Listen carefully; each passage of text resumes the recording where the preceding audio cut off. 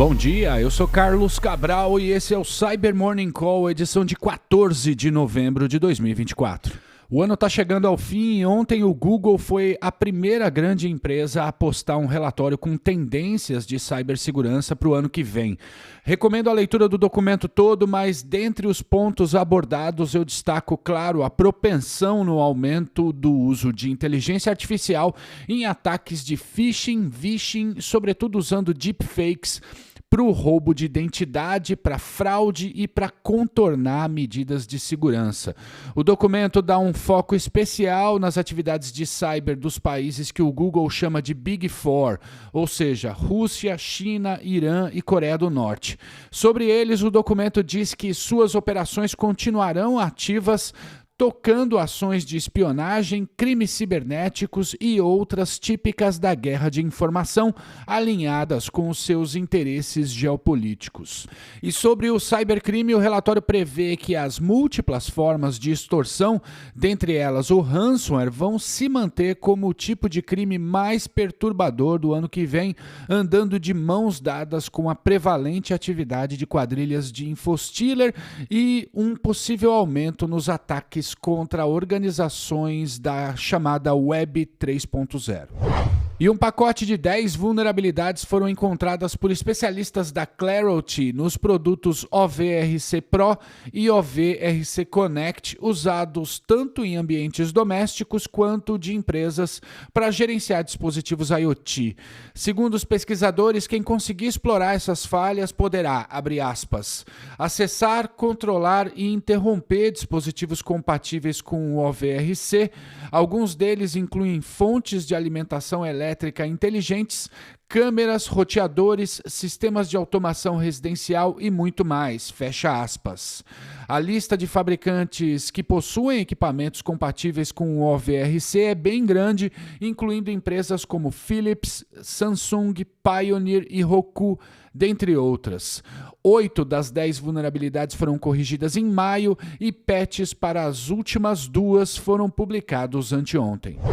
E a Palo Alto Networks publicou um documento ontem detalhando as principais técnicas adotadas por agentes norte-coreanos para concorrer a vagas de emprego em empresas de interesse, se infiltrando em organizações e abusando do esquema de trabalho remoto. São abordadas as diversas técnicas de engenharia social e falsificação de identidade usadas por essas pessoas para se passarem por funcionários legítimos. Com o pé dentro da empresa, os agentes usam dessa posição privilegiada para roubar dados que são usados de diversas maneiras, inclusive em atividades de extorsão. Dicas para melhorar a segurança do seu processo de contratação também são abordadas pelo documento. E a gente fecha com algumas notas sobre outros assuntos importantes das últimas 24 horas. A Bitdefender publicou ontem um decifrador para uma variante do ransomware ShrinkLocker que, em seus ataques, abusa da ferramenta de criptografia de disco BitLocker. 2. Ataques que exploram a vulnerabilidade CVE 2024-10914 em uma série de modelos de dispositivos NAS da D-Link têm sido observados desde a última sexta. A falha permite que um adversário não autenticado injete comandos arbitrários no aparelho. A D-Link afirmou que não vai corrigir o problema, pois ele afeta apenas modelos cujo suporte foi encerrado. 3. Ontem a ClearSky publicou mais detalhes sobre os ataques que estão explorando a vulnerabilidade CVE 2024-43451, sobre a qual falamos no episódio de ontem. A falha tem sido explorada para instalar o Trojan de acesso remoto SparkRat em alvos ucranianos no contexto da guerra desse país contra a Ucrânia.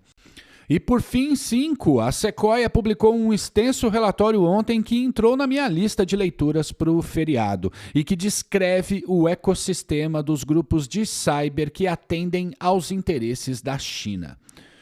E é isso por hoje, obrigado por ouvirem o Cyber Morning Call e tenham um bom feriado, a gente volta na segunda.